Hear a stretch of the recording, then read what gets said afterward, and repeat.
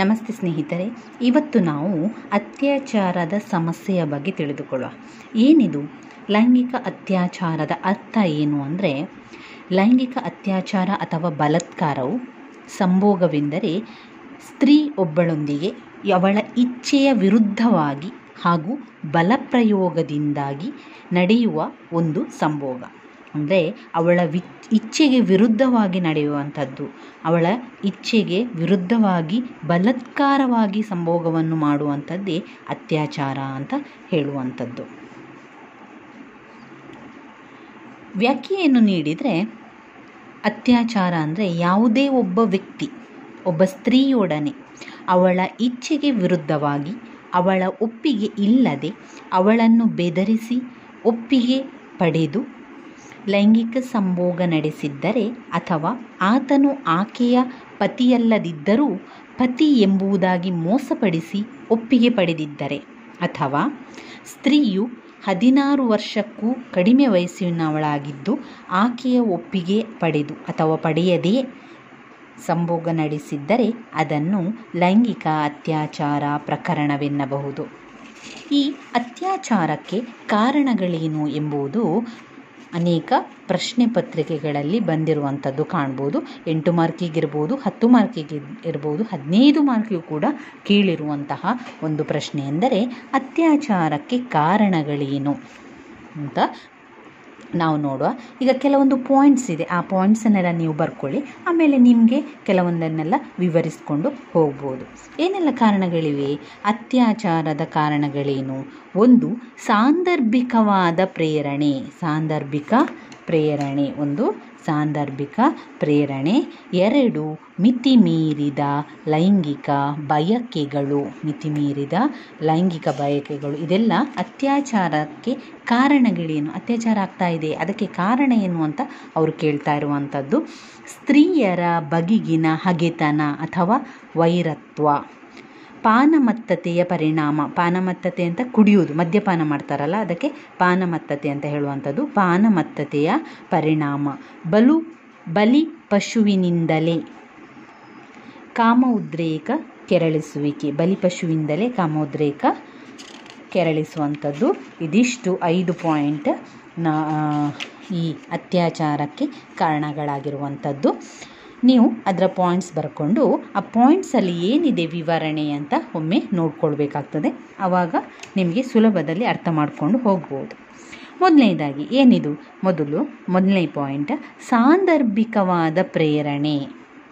ಅತ್ಯಾಚಾರಿಯಾದ ಪುರುಷರ ಅಥವಾ ಅತ್ಯಾಚಾರಕ್ಕೆ ಬಲಿಯಾದ ಮಹಿಳೆಯ ವ್ಯಕ್ತಿತ್ವದ ಗುಣದೋಷಗಳಿಂದಲೂ ಮಿಗಿಲಾದ ಕೆಲವೊಮ್ಮೆ ಆಕಸ್ಮಿಕ ಕಾರಣಗಳಿಂದಾಗಿ ಅತ್ಯಾಚಾರ ನಡೆದು ಹೋಗುವುದಿದೆ.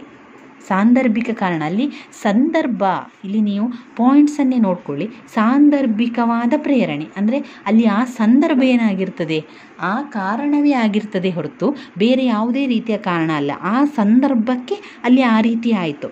ಅಂದರೆ ಈಗ ಇಲ್ಲಿ ಉದಾಹರಣೆಯನ್ನು ನೋಡೋದಾದರೆ, 17 ವರ್ಷದ ಒಬ್ಬಳು ಒಣ ಸೌದೆ ತರಲು ಒಬ್ಬಳೇ ಕಾಡಿಗೆ ಹೋಗಿದ್ದಾಳೆ. ಆಕಸ್ಮಿಕವಾಗಿ ಸಿಕ್ಕಿದ ಪಕ್ಕದ ಊರಿನ ಯುವಕನೊಂದಿಗೆ ಮಾತಿಗೆ ತೊಡಗಿ ಕೊನೆಗೆ ಅತ್ಯಾಚಾರಕ್ಕೆ ಒಳಗಾದಳು. ನೋಡಿ, ಇಲ್ಲಿ ಬೇಕು ಅಂತ ಅವನು ಕಾಡಿಗೆ ಬಂದದ್ದು ಅಥವಾ ಅವಳು ಕಾಡಿಗೆ ಹೋಗಿರುವಂಥದ್ದು, ಇಲ್ಲಿ ಯಾವುದು ಕೂಡ ಅವರು ಹೇಳಿ ಬಂದಿರುವಂಥದ್ದಲ್ಲ ಅಥವಾ ಮಾಡಿಸಿರುವಂಥದ್ದು ಅಲ್ಲ. ಇಲ್ಲಿ ಸಂದರ್ಭಕ್ಕೆ ಆ ರೀತಿಯಾದ ಒಂದು ಪ್ರೇರಣೆ ಆಯಿತು. ಅವಳು ಒಬ್ಬಳೇ ಕಾಡಿಗೆ ಹೋಗಿದ್ಲು. ಅಂಥ ಸಂದರ್ಭದಲ್ಲಿ ಪರ ಊರಿನ ಮತ್ತೊಂದು ಊರಿನ ಒಬ್ಬ ಹುಡುಗ ಕೂಡ ಆ ಕಾಡಿಗೆ ಬಂದ. ಅಂತಹ ಸಂದರ್ಭದಲ್ಲಿ ಮಾತಿಗೆ ಮಾತು ನಡೆದು ಒಂದು ಜಗಳ ಆಗಿರ್ಬೋದು ಅಥವಾ ಯಾವುದಾದ್ರೂ ದ್ವೇಷ ಇರ್ಬೋದು. ಅಲ್ಲಿ ಅಂತಹ ಸಂದರ್ಭದಲ್ಲಿ ಏನಾಯಿತು ಅಂದರೆ ಅವನು ಅತ್ಯಾಚಾರವನ್ನು ಮಾಡಿರ್ತಾನೆ. ಇಲ್ಲಿ ಸಂದರ್ಭ ಮಾತ್ರ, ಇಲ್ಲಿ ಯಾವುದೇ ರೀತಿಯ ಒಂದು ಉದ್ದೇಶ ಇಲ್ಲ ಅಥವಾ ಯಾವುದೇ ರೀತಿಯ ಪೂರ್ವ ಪ್ಲ್ಯಾನ್ ಕೂಡ ಇಲ್ಲ, ಪ್ರೀ ಪ್ಲ್ಯಾನ್ ಕೂಡ ಮಾಡಲಿಲ್ಲ ಅವರು. ಆದರೆ ಇಲ್ಲಿ ಆಗಿರುವಂಥದ್ದು ಸಂದರ್ಭಕ್ಕೆ ತಕ್ಕಂತೆ ಸಂದರ್ಭಕ್ಕೆ ಆಗಿರುವಂತಹ ಒಂದು ಘಟನೆ ಆಗಿರ್ತದೆ. ಆದ್ದರಿಂದ ಇಲ್ಲಿ ಈ ಫಸ್ಟ್ ಪಾಯಿಂಟ್ ಸಾಂದರ್ಭಿಕವಾದ ಪ್ರೇರಣೆ, ನಿಮಗೆ ಈಗ ಅರ್ಥ ಆಗಿರ್ಬೋದು. ಸಾಂದರ್ಭಿಕವಾದ ಪ್ರೇರಣೆ 1ನೇ ಪಾಯಿಂಟ್ಸ್. ಅದರಲ್ಲಿ ನೀವು ಇಷ್ಟು ಅರ್ಥ ಮಾಡಿಕೊಂಡ್ರೆ ಸಾಕು. ಸಂದರ್ಭಕ್ಕೆ ಸಂದರ್ಭಕ್ಕೆ ಒಳಗಾಗಿ ಆಗಿರುವಂತಹ ಒಂದು ಪ್ರೇರಣೆ, ಸಂದರ್ಭದಕ್ಕೆ ತಕ್ಕಂತೆ ಆಗಿರುವಂತಹ ಒಂದು ಘಟನೆ ಈ ಅತ್ಯಾಚಾರ ಅಂತ ಹೇಳುವಂಥದ್ದು. ಇನ್ನೊಂದು ಉದಾಹರಣೆ ತಗೊಳ್ಳೋದಾದರೆ, 22 ವರ್ಷದ ಯುವ ಉದ್ಯೋಗಿ ಒಬ್ಬಳು ಸಂಜೆ ತಡವಾಗಿ ಕೆಲಸ ಬಿಟ್ಟು ಹೊರಡುವಾಗ ಉದ್ಯೋಗಪತಿಯಿಂದ ಅತ್ಯಾಚಾರಕ್ಕೆ ಒಳಗಾಗಿದ್ದುದು.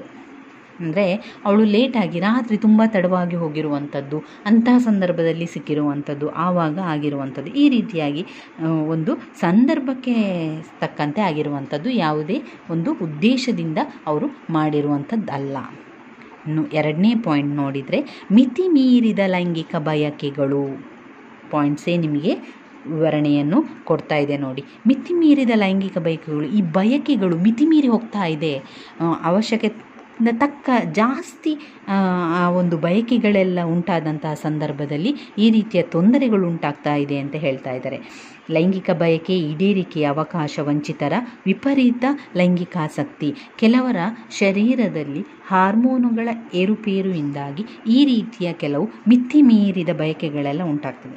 ಅಂತಹ ಸಂದರ್ಭದಲ್ಲಿ ಎಷ್ಟೋ ಬಾರಿ ಇಲ್ಲಿ ಉದ್ದೇಶಪೂರ್ವಕವಾಗಿ ಆಗಿರದಿದ್ದರೂ ಕೂಡ ಅವನಲ್ಲಿರುವಂತಹ ಒಂದು ಮಿತಿ ಮೀರಿದ ಬಯಕೆ ಇದೆಯಲ್ಲ, ಅವನಲ್ಲಿರುವಂಥ ಆಸಕ್ತಿ ಅನುಕೂಲಕರವಾದ ವಾತಾವರಣ ಸಿಕ್ಕಿದಾಗ ಉಂಟಾಗುವ ಹೇಯ ಕೃತ್ಯ ಅಂತ ಇದನ್ನು ಹೇಳ್ಬೋದು.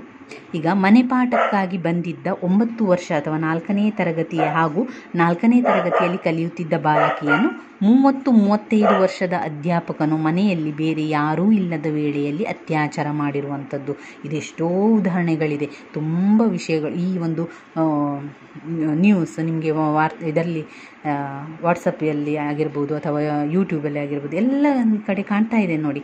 ಮನೆಪಾಠಕ್ಕಾಗಿ ಬರುವಂಥದ್ದು, ಅಲ್ಲಿ ಅತ್ಯಾಚಾರವನ್ನು ಮಾಡುವಂಥದ್ದು. ಇದೆಲ್ಲ ಏನು ಕಾರಣ? ಇದು ಉದ್ದೇಶ, ಅವರಿಗೆ ಲೈಂಗಿಕವಾಗಿ ಆಸಕ್ತಿ ಮಿತಿಮೀರಿದ ಬಯಕೆ ಇದ್ದ ಕಾರಣ ಆಗಿರುವಂಥದ್ದು. ಇಲ್ಲಿ ಯಾವುದೇ ರೀತಿಯ ದ್ವೇಷ ಇಲ್ಲ, ಆ ಬಾಲಕಿಯ ಮೇಲೆ ಯಾವುದೇ ರೀತಿಯ ದ್ವೇಷ ಇಲ್ಲ, ಅಥವಾ ಮೊದಲೇ ಅವನು ಕೂಡ ಪ್ಲ್ಯಾನ್ ಕೂಡ ಮಾಡಿರುವುದಿಲ್ಲ. ಅವನಿಗಿಲ್ಲಿ ಆಗಿರುವಂಥದ್ದು ಏನು ಅಂದರೆ, ಅವನ ಶರೀರದೊಳಗೆ ಆಗುವಂತಹ ಒಂದು ಮಿತಿಮೀರಿದ ಬಯಕೆ, ಬೇಕು ಅನ್ನುವಂತಹ ಒಂದು ಬಯಕೆ ಅವನಲ್ಲಿರೋದ್ರಿಂದ ಆ ಒಂದು ಕ್ಷಣದಲ್ಲಿ ಈ ರೀತಿಯ ಒಂದು ಘಟನೆ ಆಗಿರುವಂಥದ್ದು. ಇನ್ನು 3ನೇ ಪಾಯಿಂಟ್ ನೋಡಿದರೆ, ಸ್ತ್ರೀಯರ ಬಗೆಗಿನ ಹಗೆತನ, ವೈರತ್ವ. ಅದೆಷ್ಟು ತುಂಬ ಜನರಿಗೆ ಸ್ತ್ರೀಯರ ಮೇಲೆ ಹಗೆತನ ಇರ್ತದೆ, ವೈರತ್ವ ಇರ್ತದೆ.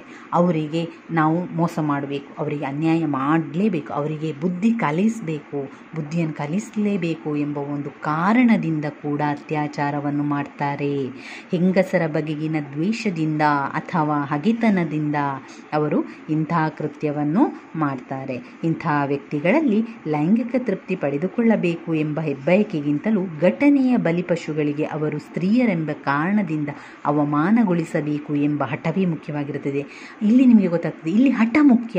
ಇಲ್ಲಿ ಅವನಿಗೆ ಯಾವುದೇ ರೀತಿಯ ಬಯಕೆ ಆಗಲಿ, ಮಿತಿಮೀರಿದ ಆಸಕ್ತಿ ಆಗಲಿ, ಮಿತಿಮೀರಿದ ಬಯಕೆ ಯಾವುದು ಕೂಡ ಇಲ್ಲ. ಆದರೆ ಅವನಿಗೆ ಅಲ್ಲಿ ಇರುವಂಥದ್ದು ಹಗೆತನ, ಹಠ. ಸ್ತ್ರೀಯರಿಗೆ ಬುದ್ಧಿ ಕಲಿಸಲೇಬೇಕು, ಸ್ತ್ರೀಯರಿಗೆ ಪಾಠ ಕಲಿಸಬೇಕು ಎಂಬ ಒಂದು ಹಠದಿಂದಾಗಿ ಅವರು ಆ ಒಂದು ಸಿಕ್ಕಿದಂತಹ ಸಂದರ್ಭದಲ್ಲಿ ಅವರು ಈ ರೀತಿಯಾದ ಒಂದು ಹೇಯ ಕೃತ್ಯವನ್ನು ಮಾಡುವಂಥದ್ದು.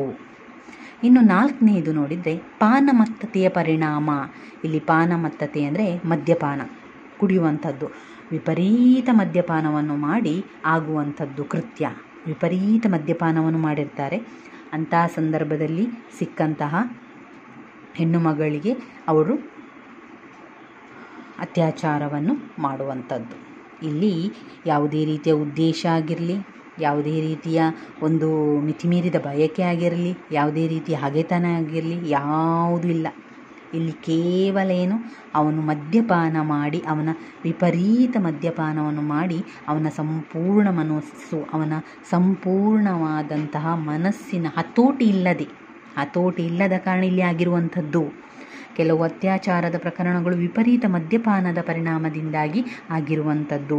ಮಿತಿ ಮೀರಿದ ಕುಡಿತದ ಅಭ್ಯಾಸದಿಂದ ಏನಾಗ್ತದೆ, ಅವರಿಗೆ ಸರಿ ತಪ್ಪು ಯಾವುದು ಒಳ್ಳೆಯದು, ಯಾವುದು ಕೆಟ್ಟದ್ದು, ಯಾವುದು ನೀತಿ ಅನೀತಿ ಯಾವುದು ಗೊತ್ತಾಗುವುದಿಲ್ಲ. ಅವರಿಗೆ ಮಾಡಬಾರದ ಕೃತ್ಯವನ್ನು ಮಾಡ್ತಾರೆ. ಮಾಡಿದ ಮೇಲೆ ಅಂತಹ ಸಂದರ್ಭದಲ್ಲಿ ಪಶ್ಚಾತ್ತಾಪ ಆಗುವುದು ಉಂಟು.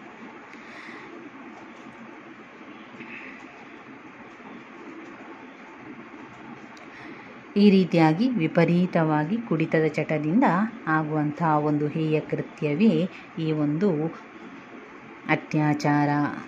ಇನ್ನು 5ನೇ ಪಾಯಿಂಟ್ ನೋಡಿದರೆ, ಬಲಿಪಶುವಿನಿಂದಲೇ ಕಾಮೋದ್ರೇಕದ ಕೆರಳುವಿಕೆ. ಕೆಲವೊಮ್ಮೆ ಅತ್ಯಾಚಾರಿಯೊಡನೆ ಯುವತಿಯರು ಅರಿತೋ ಅಥವಾ ಅರಿಯದೆಯೋ ನಡೆದುಕೊಳ್ಳುವ ರೀತಿ ಆತನ ಕಾಮದ ಉದ್ರೇಕಕ್ಕೆ ಕಾರಣವಾಗುವುದಿದೆ. ಅಂದರೆ ಕೆಲವೊಮ್ಮೆ ಇವರು ಯುವತಿಯರು ಏನು ಮಾಡ್ತಾರೆ, ಅವರಿಗೆ ಗೊತ್ತಿರ್ತದೋ ಗೊತ್ತಿರೋದಿಲ್ವ, ಅಂತಹ ಸಂದರ್ಭದಲ್ಲಿ ಅವರನ್ನು ಕೆರಳಿಸ್ತಾರೆ. ಆಗ ಅವರಿಗೆ ಆ ಒಂದು ಉದ್ರೇಕವಾದಂಥ ಸಂದರ್ಭದಲ್ಲಿ ಅಲ್ಲಿ ನ್ಯಾಯ ಅನ್ಯಾಯ ಸರಿ ತಪ್ಪು ಯಾವುದು ತಲೆಗೆ ಬರುವುದಿಲ್ಲ. ಅಂತಹ ಸಂದರ್ಭದಲ್ಲಿ ಆಗುವಂತಹ ಒಂದು ಹೇಯ ಕೃತ್ಯವೇ ಈ ಅತ್ಯಾಚಾರ ಆಗಿರುತ್ತದೆ.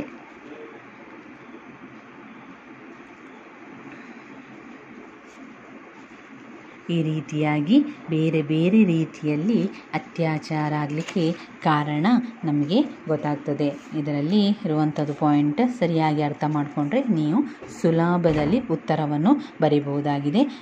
ಯಾವುದೆಲ್ಲ ಬರ್ತದೆ? ಒಂದು ಸಾಂದರ್ಭಿಕವಾದ ಪ್ರೇರಣೆ, ಮಿತಿ ಮೀರಿದ ಲೈಂಗಿಕ ಬಯಕೆಗಳು, ಸ್ತ್ರೀಯರ ಬಗೆಗಿನ ಹಗೆತನ, ಪಾನಮತ್ತತೆಯ ಪರಿಣಾಮ, ಬಲಿಪಶುವಿನಿಂದಲೇ ಕಾಮೋದ್ರೇಕ ಕೆರಳಿಸುವಿಕೆ. ಇನ್ನು ಕೆಲವೆಲ್ಲ ಕಾರಣಗಳನ್ನು ನೀವು ಸೇರಿಸಿಕೊಳ್ಬೋದು. ಇದು ಮುಖ್ಯವಾದ ಕಾರಣಗಳು, ಅತ್ಯಾಚಾರಕ್ಕೆ ಕಾರಣವಾಗುವಂಥ ಅಂಶಗಳು. ಅತ್ಯಾಚಾರದ ಕಾರಣಗಳನ್ನು ಕೇಳಿದರೆ ನೀವು ಇದಿಷ್ಟನ್ನು ಬರೆದ್ರಾಯಿತು. ಧನ್ಯವಾದಗಳು ಸ್ನೇಹಿತರೆ.